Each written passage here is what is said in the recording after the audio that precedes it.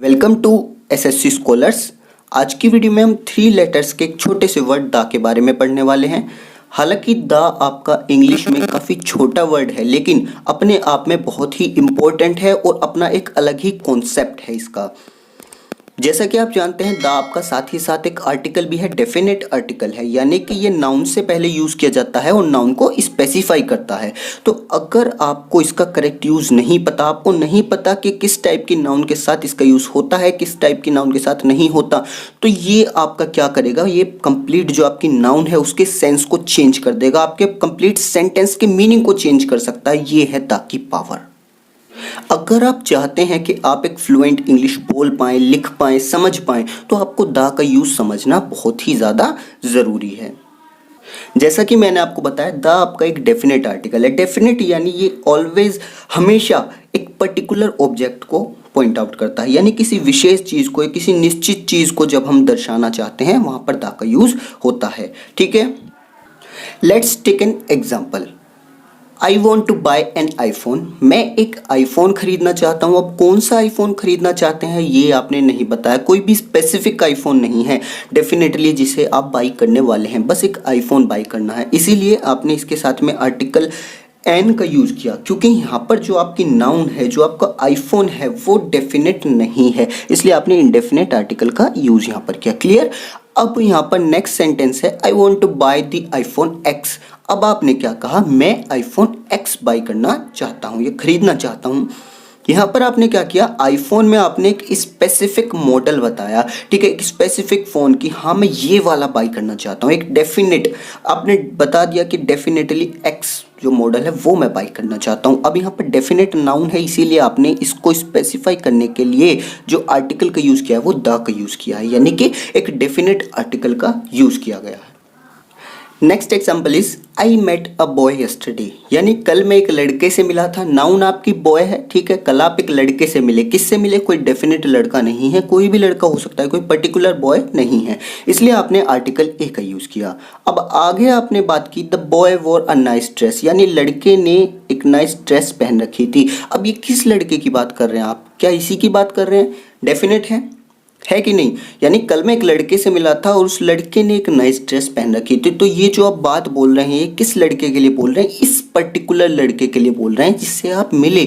एक डेफिनेट लड़का है जिसकी आप बात कर रहे हैं, इसीलिए आपने दा का यूज़ किया। तो एक चीज़ ध्यान रखिए, यहाँ पर दा का यूज़ हम उस नाउन के साथ भी कर सकते हैं जिसकी बात सेंटेंस में पहले की जा चुकी है। ठीक है, देखिए लड़के की बात पहले सेंटेंस में की जा चुकी है, इसलिए आपने यहाँ पर दा का यूज़ किया। क्लियर।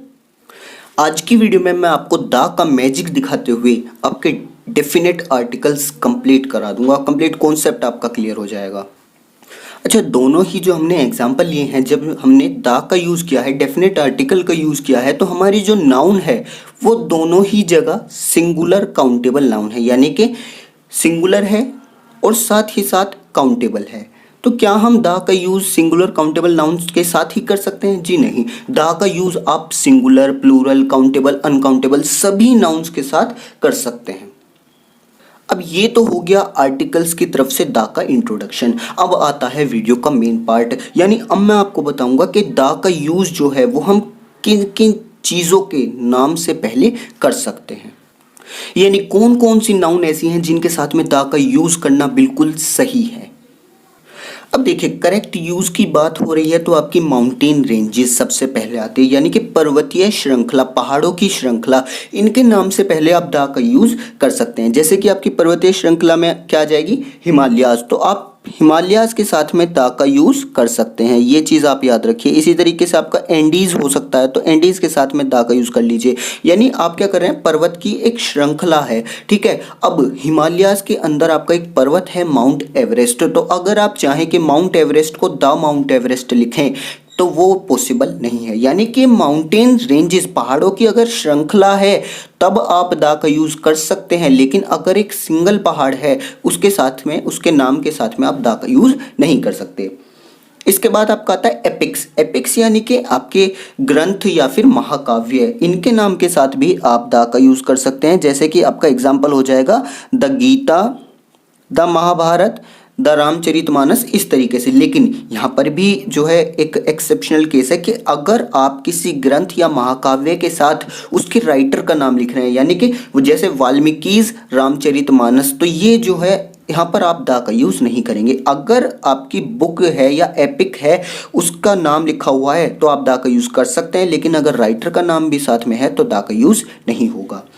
इसके बाद में न्यूज़पेपर्स के नाम के साथ दा का यूज़ किया जा सकता है, जैसे कि आपका द हिंदू आपने सुना होगा, बहुत ही जो है पॉपुलर है the Hindu, the times of India, ठीक है, न्यूज़पेपर के साथ में दा का यूज़ होता है। इसके बाद में आपका हिस्टोरिकल बिल्डिंग्स के जो नाम हैं उनके साथ में आप दा का यूज़ कर सकते हैं, जैसे कि आपका the red fort, clear, the red fort हो सकता है, द ताजमहल हो सकता है, ये सभी क्या हैं, इसके एग्जाम्पल्स हैं। इसके बाद में आपका आता है म्यूज़िकल इंस्ट्रूमेंट्स। म्यूज़िकल इंस्ट्रूमेंट्स यानी कि आपके जो जैसे गिटार हुआ, तबला हुआ, ये सब क्या है आपके म्यूज़िकल इंस्ट्रूमेंट्स जो म्यूज़िक में आपके यंत्र काम आते हैं, तो इनके साथ में, इनके नाम के साथ भी आप दा का यूज़ कर सकते हैं। इसके बाद आपका आता है पॉलिटिकल ग्रुप्स। पॉलिटिकल ग्रुप्स यानी कि आपका कांग्रेस, बीजेपी, ये सब, इनके साथ में भी आप यानी कि आप लिख सकते हैं द बीजेपी, ठीक है। पॉलिटिकल ग्रुप्स के साथ में आप दा का यूज़ कर सकते हैं, क्लियर हो गया। इसके बाद में आपका रिलीजियस ग्रुप्स या फिर बोलिए रिलीजियस कम्युनिटीज़ जो हैं आपकी, जैसे कि हिंदू, मुस्लिम, सिख, ईसाई, तो ये सब क्या है, इनके साथ भी आप दा का यूज़ कर सकते हैं। यानी आप अगर लिखना चाहें द हिंदू तो ये भी आपका जो है द हिंदू सही होगा, ठीक है। द मुस्लिम्स ये भी आपका करेक्ट होगा। इसके बाद में जो आपकी एक्सप्रेस ट्रेन्स होती हैं इनके नाम के साथ भी दा का यूज़ आपका बिल्कुल करेक्ट होता है, जैसे कि द कालकाजी एक्सप्रेस या द राजधानी, इस तरीके से, ठीक है। जैसे कि आपकी ये एग्जाम्पल है, आपकी एक एक्सप्रेस ट्रेन है, इसके साथ में आप दा का यूज़ कर सकते हैं। नॉर्मल जो आपकी ट्रेन है, जो जनरल ट्रेन हैं, उनके साथ में दा का यूज़ नहीं होता, याद रखिए। इसके बाद आपकी आती है यूनिक थिंग्स। यूनिक थिंग्स यानी कि ब्रह्मांड में वो अपने आप में अनोखी हैं, ठीक है, पूरे यूनिवर्स में वो अकेली अपने जैसी इकलौती चीज़ हैं, जैसे कि आपका हो गया सन, मून, अर्थ, इस तरीके से, तो इनके साथ भी आप दा का यूज़ कर सकते हैं, ठीक है। आपके सोलर सिस्टम में जितने भी प्लैनेट्स हैं ये सब क्या है, यूनिक है, इनके जैसा और कोई नहीं है, तो आप इन सभी प्लैनेट्स के नाम के साथ में दा का यूज़ कर सकते हैं। सन के साथ दा का यूज़, मून के साथ दा का यूज़ कर सकते हैं। इसके बाद आपका आता है रिवर, ओशियन, सी, कैनाल, यानी कि आपके समुद्र, सागर, नदी या तालाब वगैरह, इनके नाम के साथ भी आप दा का यूज़ कर सकते हैं। किस तरीके से, जैसे आपका गंगा है, यमुना है, ये सब क्या है आपके रिवर्स हैं। इसी तरीके से आपके ओशियंस में पैसिफिक ओशियन हो गया, अटलांटिक ओशियन हो गया, या सी की अगर मैं बात करूँ तो रेड सी, इनके साथ आप दा का यूज़ कर सकते हैं। यानी कि मैं एग्जाम्पल यहाँ पर नोट डाउन कर लेता हूँ, द गंगा मैं आपको यहाँ पर लिख कर बता रहा हूँ, लेकिन आप ओशियन, सी, कैनाल, कैनाल यानी कि आपकी जो बड़ी नदियाँ हैं उनके साथ भी आप दा का यूज़ कर सकते हैं, उनके नाम के साथ दा का यूज़ किया जाता है, ठीक है। इसके बाद आपका बेज या फिर गल्फ, यानी कि आपके क्या है, जैसे आपकी बंगाल की खाड़ी हो गई या फिर गल्फ ऑफ कच्छ यानी कच्छ का रण हो गया, तो इनके नाम के साथ भी आप दा का यूज़ कर सकते हैं। यानी कि मैं लिख सकता हूं द बे ऑफ बंगाल, ये बिल्कुल जो है करेक्ट होगा, ठीक है, द बे ऑफ बंगाल।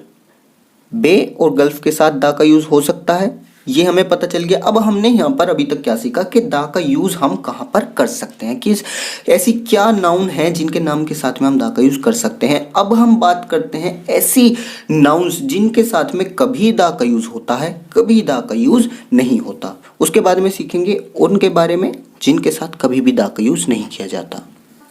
तो देखिए ये आपका केस बनता है समटाइम्स करेक्ट में, यानी कि समटाइम्स दा का यूज़ करेक्ट है इनके साथ में, समटाइम्स करेक्ट नहीं है।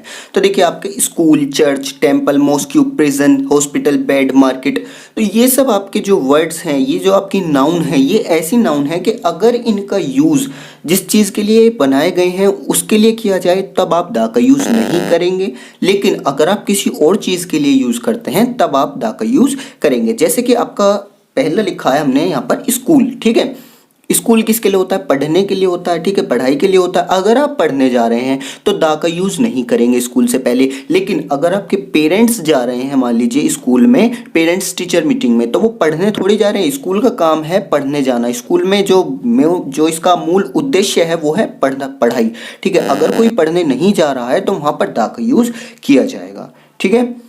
एग्जाम्पल देखिए आप और क्लियर हो जाएंगे। His murderer was sent to jail, यानी उसका हत्यारा, उसका मर्डरर जो है, जिसने उसका मर्डर किया, वो जेल जा चुका है, ठीक है, जा चुका था।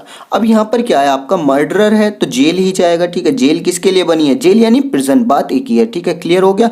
जेल में प्रिजनर जो है आपका मर्डरर के लिए ही होता है, इसलिए आपने दा का यूज जेल से पहले नहीं किया। लेकिन अगर मैं कहूँ she went to the jail to meet her friend, यानी वह जेल गई थी अपने फ्रेंड से मिलने के लिए, तो यहाँ पर आपने जेल के साथ में दा का यूज किया, क्योंकि जेल आपका जो है, जो आपकी प्रिजन है, वो आपके सजा देने के लिए, कैदियों के लिए है, ना कि मिलने जुलने के लिए। तो यहाँ पर जो आपका मेन पर्पस है उसके लिए यूज की गई है जेल, और यहाँ पर आपका किसी अदर पर्पस के लिए, यानी जिस कारण बनाई गई है जेल, वो पर्पस यहाँ पर नहीं है, इसलिए आपने दा का यूज किया। क्लियर हो गया। इसी तरीके से आप अगर चर्च में वर्शिप के लिए जाते हैं, यानी कि प्रार्थना के लिए जाते हैं, तब आप दा का यूज नहीं करेंगे। लेकिन अगर आप चर्च में किसी और काम से जाते हैं, तब आप वहां पर दा का यूज करेंगे। My point clear. अब देखिए, मैं आपको ऐसे पॉइंट्स बताने वाला हूं जिनके नाम से पहले दा का यूज करना सही नहीं है, जिनके साथ में दा का यूज नहीं किया जाता। तो सबसे पहले आपका आता है सब्जेक्ट्स, यानी कि विषय। इनके नाम के साथ आप दा का यूज कभी भी नहीं करेंगे। जैसे कि सब्जेक्ट्स में आपका क्या जाएगा, आपका आ सकता है मैथमेटिक्स, ठीक है, फिजिक्स, आपका इकोनॉमिक्स। तो ये सब क्या है आपके, ये ऐसी नाउन है जिनके साथ में दा का यूज नहीं होता। इसके बाद में आपका आ जाता है सीजन्स, यानी कि मौसम। जैसे कि आपका हो गया समर, विंटर, स्प्रिंग, ठीक है, मॉनसून। ये सब क्या है आपके सीजन्स है, तो इनके नाम के साथ भी दा का यूज नहीं किया जाएगा।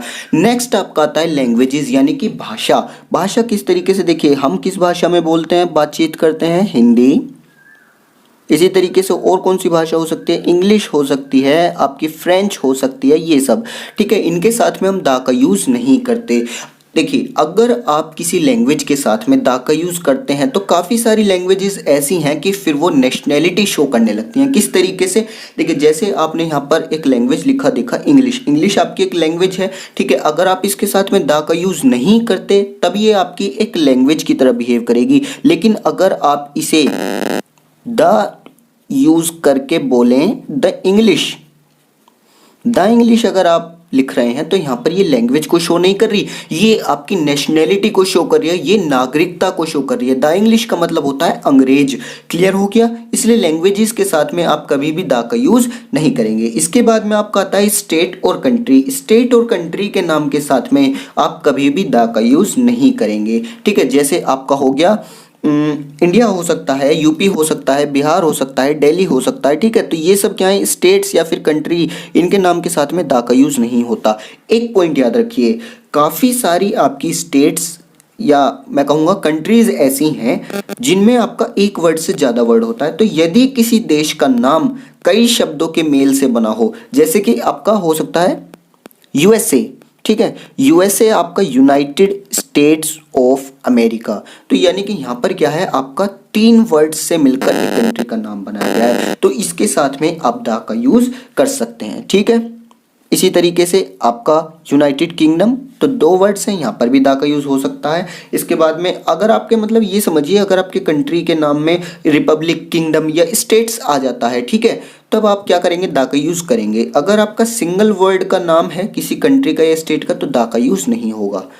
इसके बाद आता है आपका फूड मील्स। फूड मील्स यानी कि खाने से संबंधित, जैसे कि आपका हो सकता है लंच, डिनर, ब्रेकफास्ट, ये सब क्या है आपके फूड मील्स हैं, ठीक है। इनके साथ भी आप दा का यूज नहीं करेंगे, आपका सेंटेंस गलत हो जाएगा अगर आप दा का यूज करते हैं।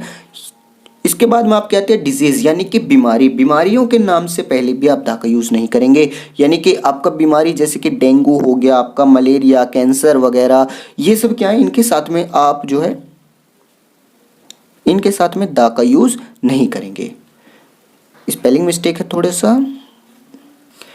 इसके बाद में गेम्स की बात आती है। गेम्स यानी कि जैसे आपका हो जाएगा क्रिकेट, हॉकी, टेनिस, बैडमिंटन, इनके साथ में आप जो है दा का यूज नहीं करेंगे, इनके नाम के साथ में दा का यूज नहीं होता। इसके बाद में आपका फेस्टिवल्स हो गया, होली, दिवाली, ईद वगैरह, ये सब क्या है, फेस्टिवल्स हैं, इनके नाम के साथ भी दा का यूज करना गलत होगा। अब पॉइंट आता है प्रॉपर नाउन का। अगर देखिए, प्रॉपर नाउन आपका क्या होता है, किसी का नाम, पर्टिकुलर नाम किसी का, जैसे कि मैं बोल दूं A Rahul is a good boy. अब मैंने क्या किया, राहुल आपका एक प्रॉपर नाउन है, उससे पहले ए का यूज किया, तो ये आपका गलत हो जाएगा। लेकिन अगर मैं बोलूं who is this Shakespeare of India. तो यहाँ पर क्या है आपका, देखिए ये जो आपकी नाउन यूज की गई है ये आपकी प्रॉपर नाउन है, और इससे पहले हमने आर्टिकल दा का यूज किया। तो क्या ये सेंटेंस सही है? देखिए हमने पढ़ा कि प्रॉपर नाउन से पहले दा का यूज नहीं करते, तो इस हिसाब से तो ये गलत होना चाहिए, लेकिन ये सेंटेंस बिल्कुल सही है। क्यों? क्योंकि यहाँ पर आपकी जो प्रॉपर नाउन है वो as a common noun use की गई है। ठीक है, कॉमन नाउन की तरह यूज की गई है। यहाँ पर शेक्सपियर से क्या मतलब है? शेक्सपियर से यहाँ पर मतलब है शेक्सपियर जैसे ग्रेट राइटर, ठीक है, महान नाटककार। यहाँ पर आपका शेक्सपियर कॉमन नाउन की तरह यूज किया गया, इसलिए आपने दा का यूज किया। तो ये चीज याद रखिए कि जब आपका proper noun as a common noun behave करे तब आप दा का यूज कर सकते हैं, अदरवाइज इसके साथ में दा का यूज नहीं होता। जैसे कि अगर मैं यहाँ पर लिखता A Ram is a good boy, तो यहाँ पर ए राम जो है वो गलत हो जाता। ठीक है, तो ये चीज आप याद रखिए। दूसरी चीज आपकी आती है एब्स्ट्रैक्ट नाउन। ठीक है, जैसे कि आपका the honesty is the best policy. अब यहाँ पर ऑनेस्टी आपका क्या है? ऑनेस्टी आपका एक एब्स्ट्रैक्ट नाउन है। तो अगर मैं कहूँ the honesty is the best policy, तो क्या ये सेंटेंस सही होगा? नहीं होगा, क्योंकि आप बचपन से पढ़ते आए हैं, बचपन से सुनते आए हैं कि आपका क्या होता है, honesty is the best policy. Honesty के आगे दा का यूज नहीं किया जाता। तो याद रखिए एब्स्ट्रैक्ट नाउन के साथ में दा का यूज नहीं किया जाता। इसी के साथ में आपका मटेरियल नाउन। मटेरियल नाउन आपका किस तरीके से हो जाएगा? जैसे आपका गोल्ड, सिल्वर, प्लेटिनम, ये सब। तो अगर आप जैसे गोल्ड है, तो अगर आप गोल्ड का मतलब सोने की तरह यूज कर रहे हैं सेंटेंस में, ठीक है, तब आपका वहां पर यूज द नहीं किया जाएगा। लेकिन अगर आप किसी और भाव में यूज करना चाहते हैं, कोई और सेंस निकालना चाहते हैं गोल्ड की, तब आप वहां पर मटेरियल नाउन का यूज कर सकते हैं। यानी कि इनका जो बेसिक सेंस है उसमें ये यूज नहीं किया जाएगा दा का।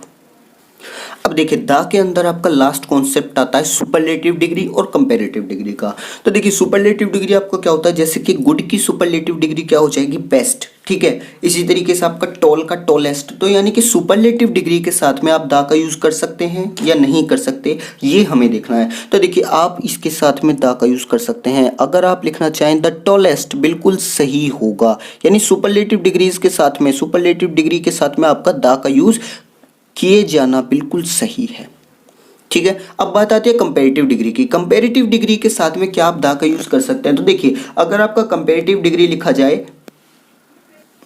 तो आपका टॉलर ये क्या हो जाएगा? आपका कंपैरेटिव डिग्री हो जाएगा। लेकिन आप अगर सिंपलर आपको कंपैरेटिव डिग्री दे रखी है तो आप सेंटेंस में दा का यूज इससे पहले नहीं करेंगे। जरूरी क्या है? कंपैरेटिव डिग्री के साथ में अगर आपको लिखा हुआ मिल जाए ऑफ द टू, ठीक है, ये चीज याद रखिए, काफी इंपॉर्टेंट पॉइंट है ये। अगर आपको कंपैरेटिव डिग्री के साथ में लिखा हुआ मिल जाता है ऑफ द टू, तब आप इससे पहले दा का यूज कर सकते हैं, तब इससे पहले दा का यूज बिल्कुल करेक्ट होगा। क्लियर? ये थे आपके दा के यूज, कहां पर आप दा को यूज कर सकते हैं, कहां पर दा को यूज नहीं कर सकते, और कुछ ऐसे नाउन हैं जिनके साथ में कभी यूज किया जाता है, कभी यूज नहीं किया जाता। Is my point clear? आज की वीडियो में इतना ही रखते हैं, मिलते हैं नेक्स्ट वीडियो में। वीडियो अच्छी लगी हो तो वीडियो को लाइक कर देना और शेयर कर दीजिए अपने सभी फ्रेंड्स के साथ जिन्हें भी इसकी जरूरत है।